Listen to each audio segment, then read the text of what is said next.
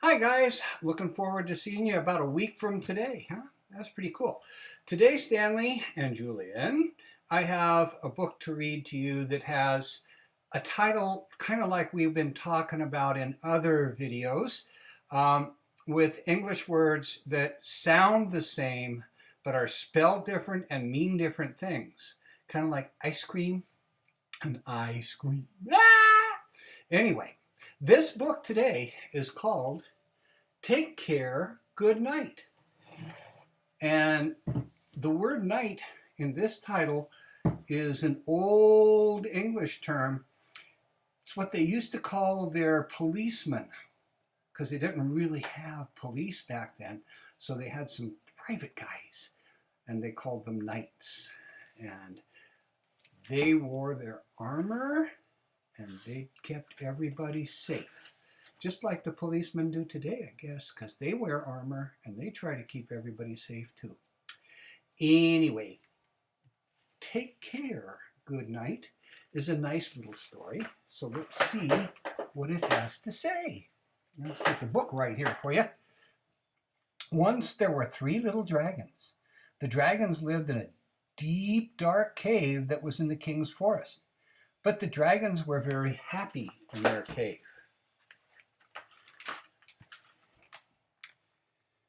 They had a good friend. He was called the Good Knight. Every day he rode his horse, clippity-clop, clippity-clop, to the dragon's cave to say, "Good morning, good dragons." See him saying that? Riding his horse. His horse is all fancy too. "Good morning, good night," replied the dragons. And every night he rode his horse, clippity-clop, clippity-clop, to put the little dragons to bed.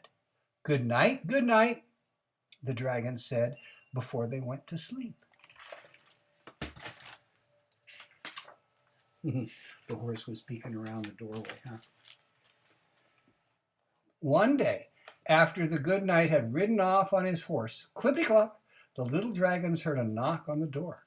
It was another friend, the old wizard. "Good day, little dragons. I was wondering if you could help me," said the old wizard. "We'll try," said the dragons. "I would like you to watch my cats while I go away for a few days. Can you do it?" So there he is, right there.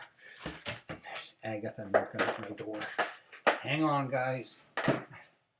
Oh, you silly dog. Come on. There we go. Okay, Agatha's in. The dragons had never watched cats before, but the good knight had taught them that it was good to do good deeds. "Certainly we will help you," said the dragons. The old wizard was very happy. He told the dragons that he'd leave a note with instructions at his cottage. He left them the shiny silver key to his door. "Take care, good dragons," he said, and then he disappeared in a puff of smoke. "This is going to be fun," said the first dragon. "Agatha."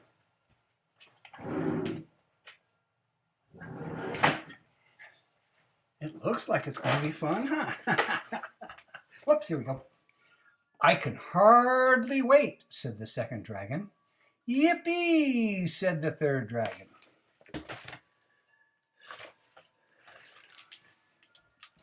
The next day, the dragons went to the wizard's cottage to take care of the cats. They opened the door with a shiny silver key. They saw lots of cats. Look at all those cats there. The old wizard had lots of kitty cats, huh? They found the wizard's note on the counter. There was only one problem. Dragons didn't know how to read. That's a real problem, huh? Let's read it for you then, Stanley. "Give the cats fresh water. Give the cats food from the cupboard. Put the cats to sleep in their beds at night." He drew some pictures at least, huh? "I think the first thing we're supposed to do is take the cat swimming in the lake," said the first dragon. "So, does Grace like to swim in water? I don't think so."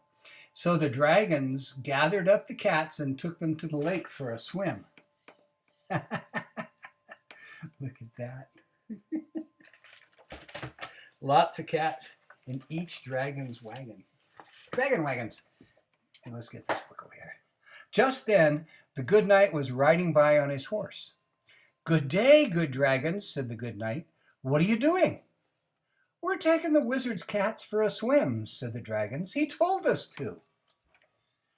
Cats swimming? That did not seem right. But if the old wizard said so, it must be true. "Very well," said the good knight. "Carry on." But the cats didn't like swimming. They did not like it one bit. They howled and yowled. They quivered and shivered until... Cats didn't like it, did they? The little dragons took them home. Then the little dragons looked at the wizard's note to see what to do next. "I think it says to put the cats in the cupboard," said the second dragon. You think they're all going to fit? So the dragons put the cats in the cupboard. And at the very top, because the little dragons don't know how to read, what's in those jars at the very top, right up there? That says cat food. But the little dragons didn't know how to read. Just then, the good knight was riding by. "What are you doing?" asked the good knight. "We are putting the wizard's cats in the cupboard. He told us to." Cats in the cupboard? That didn't seem right. But if the old wizard said so, it must be true. "Very well," said the good knight. "Carry on." But the cats did not like being in the cupboard. Look at them all in the cupboard. They did not like it one bit. They scratched and scratched until the little dragons let them out.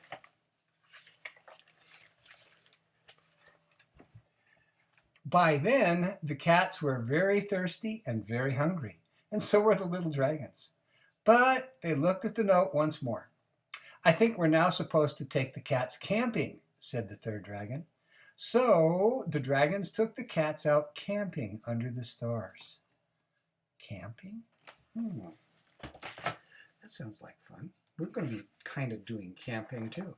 You camp out in tents. Do you remember sleeping in a tent here, Stanley? Long time ago, we let you sleep in our tent. "What are you doing?" asked the good knight, who was coming to bring the dragons back to their cave. "We're taking the cats out camping," said the dragons. "The old wizard told us to." Cats camping? That didn't seem right. But if the wizard said so, it must be true. "Very well," said the good knight. "Carry on." But the cats didn't like camping. They didn't like it one bit. They jumped and bumped, they clawed and pawed, they cussed and fussed and hissed. And they would not even eat one toasted marshmallow. We got toasted marshmallows for our trip. The good knight could not help but hear all the racket the cats were making. Something doesn't seem right, he thought. Back he rode to the wizard's house, clippity-clop. "Follow me, good dragons," he said. "Let us get to the bottom of this and bring those cats."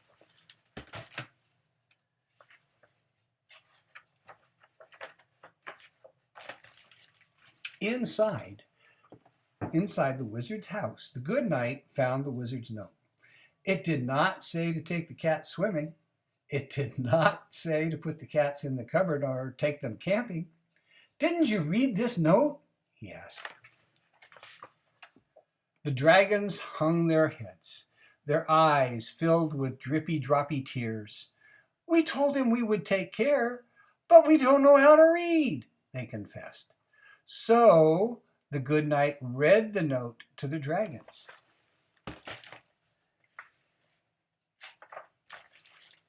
First, they gave the cats water. Then they fed the cats food from the cupboard. And they put the cats in their bed to sleep. Lots of cats, weren't there?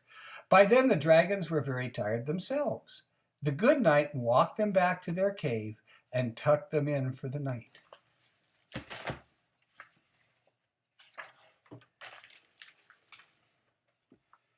The next day, the wizard came back from his trip. He visited the dragons. "Thank you for watching my cats," he said. "You did such a good job, I wanted you to have this." He handed them a tiny baby kitten of their own. "And I wanted you to have this," said the good knight. He handed a book to the dragons. What do you think that book is?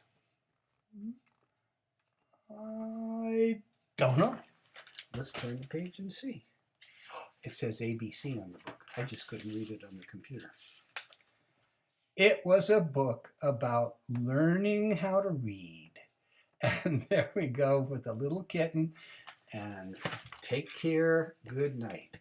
And that's a good story about learning how to read and about what nights are. And you know what? I got some lemonade here I made. And this is from our lemon trees. And it's the best lemonade in the world. And I'll make you some too when you come. Bye.